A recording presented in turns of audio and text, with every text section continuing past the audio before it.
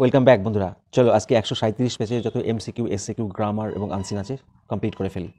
প্রথমে আছে the narrator tried to stop himself from getting two familiar with the girl. Narrator নিজেকে stop করতে চেয়েছিল ওই মেয়েটির সঙ্গে বেশি পরিচিত হতে, because earns are very strict, earns are very cruel, earns are very careless, earns are usually formidable. তোমরা তো জানো বইতে কোন অপশনটা আছে, কাকিমারা স্বাভাবিকভাবে ভীষণ ভয়ঙ্কর জীব হয়, সেই জন্য আর্নস are usually formidable creatures. Next, every human being is a specific dash within the whole of the manifest divine being. বইতে কোন অপশনটা আছে? স্পেসিফিক এলিমেন্ট, নির্দিষ্ট উপাদান। Next, Mrs Jones put dash about his neck. বন্ধুরা এখানে যে অপশনটা হবে সেটা হবে হাফ নেলসন। আচ্ছা, এর সাথে সাথে একটি প্রশ্ন আসছে তোমাদের, হাফ নেলসন কোন খেলার সঙ্গে যুক্ত? তোমরা নিশ্চয়ই জানো এটা হচ্ছে রেসলিংয়ের সঙ্গে যুক্ত, খুব ইম্পর্টেন্ট প্রশ্ন। তারপর একটু দেখে নেব, the czar executed the man's brother and seized his dash. মানুষটি তার ভাইকে মেরে ফেলেছিল এবং তার কি বাজেয়াপ্ত করেছিল? অবশ্যই প্রপার্টি বা সম্পত্তি। তারপরে দেখে নেব কবিতা থেকে কি আছে, it is not easy to kill a tree because it takes much time. গাছকে হত্যা করা অত সোজা নয়, কারণ অনেকটা সময় লাগে, much time. Next, asleep in the valley is a dash poem. এটা একটা আইরনিক্যাল পোয়েম বা বিদ্রুপাত্মক কবিতা। বন্ধুরা আইরনিক্যাল কথাটা তো নেই, তার নিয়ারেস্ট মিনিং কি আছে? স্যাটাইরিক্যাল, বিদ্রুপাত্মক, খুব important. Next, the rhyme scheme of the sonnet number 18 is dash. Sonnet number 18 এর রাইম স্কিম কি আছে? এটা রাইম স্কিম হবে বন্ধুরা এই দেখো এইটা, অপশন 3, অর্থাৎ A B A B, CD CD, EF EF, GG. GG মানে লাস্টে দুটো কাপলেট থাকে, অর্থাৎ দুটো আলাদা লাইন থাকে। Next, the গ্রাসহপার has never done. লাইনটা আছে না, গ্রাসহপার has never done with his delights, তার আনন্দে কখনো ছেদ পড়ে না। এখানে হ্যাজ নেভার ডান মানে ছেদ পড়ে না বলতে কি বোঝানো হয়েছে, এটা একটু কনফিউশন আছে, পরিষ্কার বোঝা যাচ্ছে না। এটা তো হবেই না, হি ইজ নেভার কন্টেন্ট, সে কখনোই তৃপ্ত হয় না, নাকি হি ইজ অলওয়েজ সিঙ্গিং, সে সবসময় গান গায়? আমার পার্সোনালি মনে হচ্ছে এটা he is always on the move, এটা করতে পারো। এটা একটু ডাউট রয়েছে বন্ধুরা, তোমাদের কি কমেন্টে মনে হচ্ছে জানাও যদি জানা থাকে। Next, the peasants belonging to Natalia's father's grandfather had the free use of the land for nearly কত বছর? 30, 40, 20, দেখো অনেকগুলি বছর আছে, তার মধ্যে হবে 40 ইয়ার্স। এ প্রসঙ্গে একটি কথা বলে রাখি, গতকাল আমি এই দ্য প্রপোজাল থেকে যত রকমের এমসিকিউ আছে সমস্তগুলি আমি প্রপারলি ভিডিও করে বানিয়ে দিয়েছি, তোমরা যারা দেখোনি অবশ্যই দেখে নিও, অবশ্যই লাভবান হবে, কোনো কনফিউশন থাকবে না। Next, Lomov bought the dog from Mironov. Lomov মিরোনভের থেকে কুকুরটি কিনেছিল কত ডলার দিয়ে? এই রুবলস দিয়ে। বন্ধুরা এটার উত্তর হবে 125 roubles. Lomov wants to marry Natalia for all of the following reasons except she dash. একটু ঘুরিয়ে দিয়েছে, বলছে লোমোভ নাতালিয়াকে বিয়ে করতে চায় সমস্ত কারণের জন্য, এক্সেপ্ট মানে ব্যতিক্রম, তার মধ্যে কোন কারণটি নয়? দেখো, নাতালিয়া হচ্ছে ওয়েল এডুকেটেড, এটা একটা কারণ। She is an excellent housekeeper, এটাও একটা কারণ। ইজ নট ব্যাড লুকিং, দেখতে খারাপ না, এটাও একটা কারণ। তাহলে কোনটি নয়? ইজ হিজ ট্রু লাভ, সে তার সত্যিকারের প্রেমিকা, ভালোবাসা, এইটা নয়। We find exaggeration in the speech of Chubukov. আমরা চুবুকভের বক্তব্যে একটা অতিরঞ্জন দেখতে পাই। When he wants to dash, এটাও একটা কনফিউশন প্রশ্ন। Shoot himself or cut his throat, নিজেকে গুলি করতে চায় বা তার গলাকে কেটে ফেলতে চায় তখন বলে যখন, নাকি she shed tears, shed tears at the elephant like daughter's marriage, throw Lomov out of his house, নাকি offer champagne to the couple? Option একটি হবে, shoot himself or cut his throat, নিজেকে গুলি করে ফেলবে, গলা কেটে ফেলবে, এগুলো একটু বাড়াবাড়ি কথা না? আমার তো এটাই মনে হচ্ছে। এবারে দেখে নেবো SAQ, what instructions did her parents give the girl at the station. স্টেশনে মেয়েটির বাবা মা কি ইনস্ট্রাকশন দিয়েছিল? এইটা তোমাদের বই থেকে হুবহু টুকতে হবে, বানানোর কিছু নেই।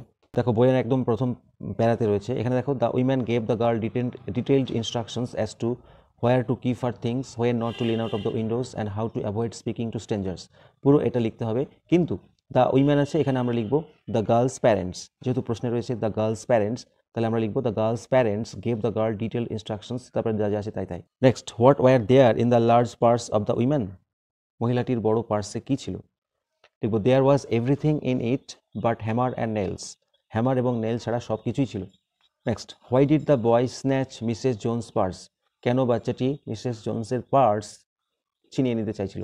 তাহলে আমরা লিখবো the boy snatched Mrs Jones purse to buy his blue suede shoes, তার জুতো কেনার জন্য, ব্লু সুয়েড শুজ কেনার জন্য। Next, what was the regular menu of Kalam's meal at home at his childhood. কালামের রেগুলার মেনু কি ছিল শৈশবে বাড়িতে?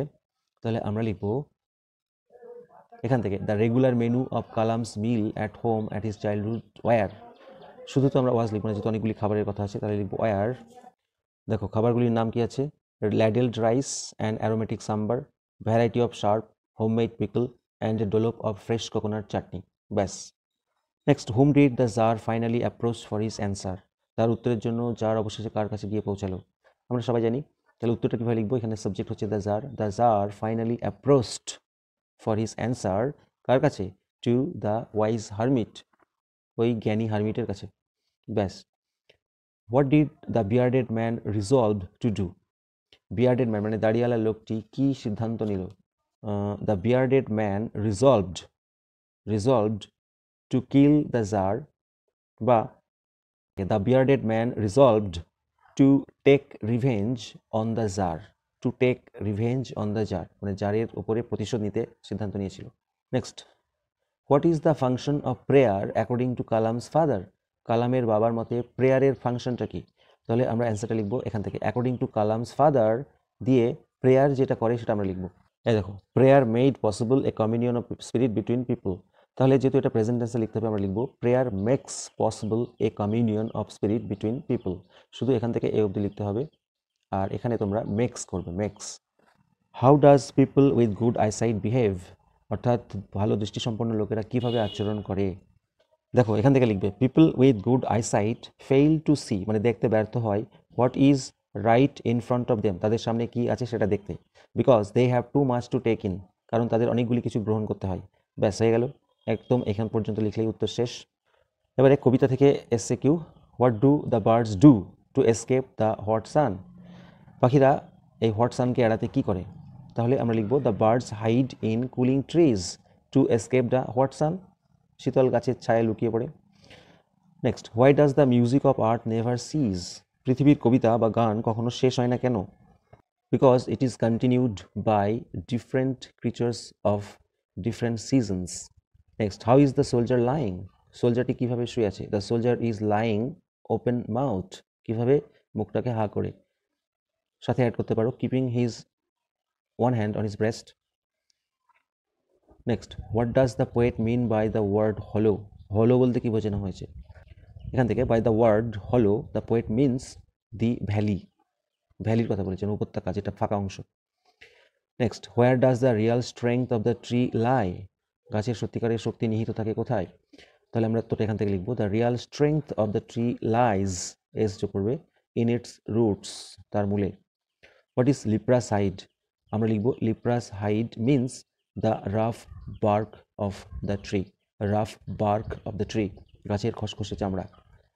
Next, what type of sonnet is sonnet number 18, তাহলে sonnet number 18 is a Shakespearean sonnet with 3 quatrains and a concluding couplet, অর্থাৎ 3খানা quatrain রয়েছে, 4 line বিশিষ্ট স্তবক এবং শেষে 2 লাইন বিশিষ্ট একটি স্তবক রয়েছে।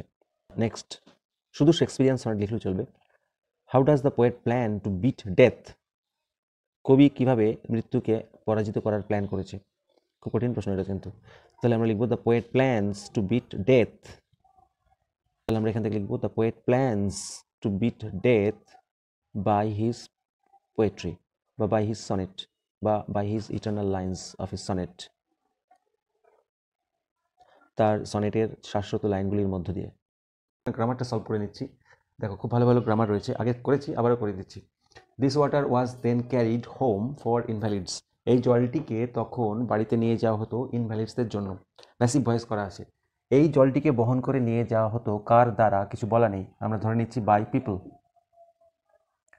তাহলে পিপলটা আবার আগে আসবে, পিপল,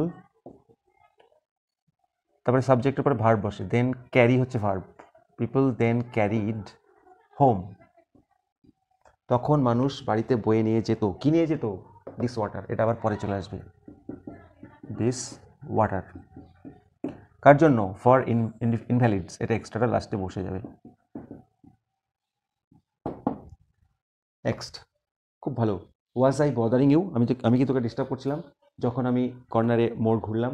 আস্ক দ্য উইম্যান, আচ্ছা প্রশ্নবাচক, তাহলে ওইটা আগে আসবে, দি উম্যান আস্কড। তারপরে দেখো রিপোর্টেড স্পিচটি শুরু হয়েছে এখান থেকে, এবং এটা ডব্লিউএস ওয়ার্ড নেই, ফলে ইফ বা ওয়েদার বসবে। আমি ইফ বসাচ্ছি আবারও, দ্য উইম্যান আস্কড ইফ, তারপরে সাবজেক্টটি আগে চেঞ্জ হয়ে বসে, আমি কি তোকে বিরক্ত করছিলাম? আমি মানে কে? এই মহিলা বলছে, তাহলে সি। আচ্ছা, এদিকে পাস্ট আছে, আবার এদিকেও পাস্ট আছে, দুদিকে পাস্ট থাকলে পাস্ট পারফেক্ট হয়। আর অ্যাকচুয়ালি এটা কিন্তু পাস্ট কন্টিনিউয়াস আছে, আমাদের করতে হবে পাস্ট পারফেক্ট কন্টিনিউয়াস। সেই জন্য সাবজেক্টের পরে হ্যাড বিন বসবে এবং ভার্বের সঙ্গে আইএনজি যুক্ত করাই আছে। If she had been bothering, তোকে, তোকে মানে কাকে? ওই ছেলেটাকে, অর্থাৎ হিম লিখতে পারি আমরা। তারপরে দেখো আরেকটি সেন্টেন্স আছে এখানে, আরেকটি ক্লজ রয়েছে, তাহলে আমরা এখানে লিখবো হোয়েন, আমি যখন ফিরছিলাম, আমি মানে কে? ওই সেই মহিলাটি, অর্থাৎ আবার লিখবো শি। এবার দেখো এদিকে পাস্ট আছে, টার্ন, তাহলে এদিকে পাস্ট ছিল, এদিকেও পাস্ট, দুদিকে পাস্ট থাকলে কি করতে হয়? Past perfect. তাহলে শি এর পরে হ্যাড বসবে আর ভার্বের থার্ড ফর্ম টার্নডি হবে। If she had turned that corner, তাহলে টেন্সের দু জায়গায় চেঞ্জ করতে হবে, যেহেতু দুটো পার্ট রয়েছে, একটা হচ্ছে এখানে, একটা এখানে। Next, the poetry of art is seizing never, poetry of art কখনোই থামছে না বা থামে না, অ্যাফার্মেটিভ করতে হবে, অর্থাৎ সবসময় চালু থাকে। তাহলে খুব সোজা, the poetry of art is seizing, মানে স্টপিং, থেমে যাওয়া, এর উল্টোটা কি হবে? কন্টিনিউইং। আর নেভারের উল্টো হচ্ছে ever. Poetry of art is continuing ever, বা এভার কন্টিনিউ, বা অলওয়েজ কন্টিনিউইং লিখতে পারি, কারণ নেভারের উল্টো অলওয়েজও হয়। অলওয়েজ কন্টিনিউইং, সবসময় চালু থাকছে। Next one, a slow stream flows and leaves long stands of silver on the bright grass, করতে হবে সিম্পল সেন্টেন্স। এটা করা আছে দুটো পার্টে, দুটো কাজ করছে।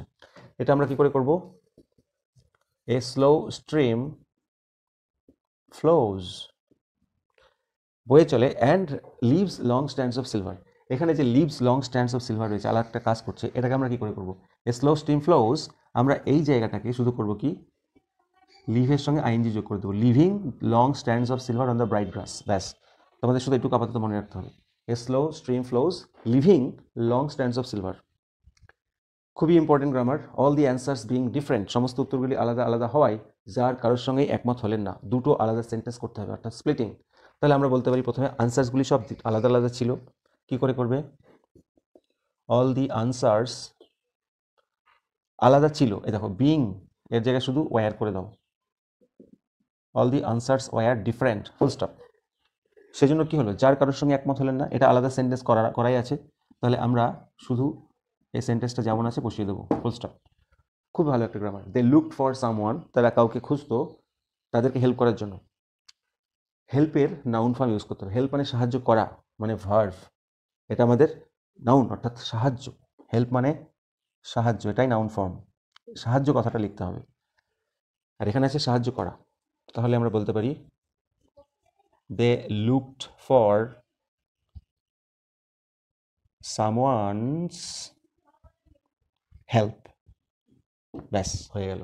দেখো, তারা খুঁজছিল কারোর সাহায্য, কি সাহায্য খুঁজছিল, হ্যাঁ, তার মানে তারা খুঁজছিল কাউকে যাতে তারা তাকে সাহায্য করে। তার মানে এক কথায় বললে তারা তাদের সাহায্যকে খুঁজছিল।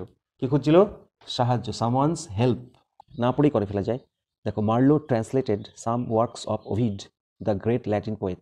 মার্লো ট্রান্সলেট করেছিল ওভিডের কিছু কাজ, ওভিডটাকে দ্য গ্রেট ল্যাটিন পোয়েট।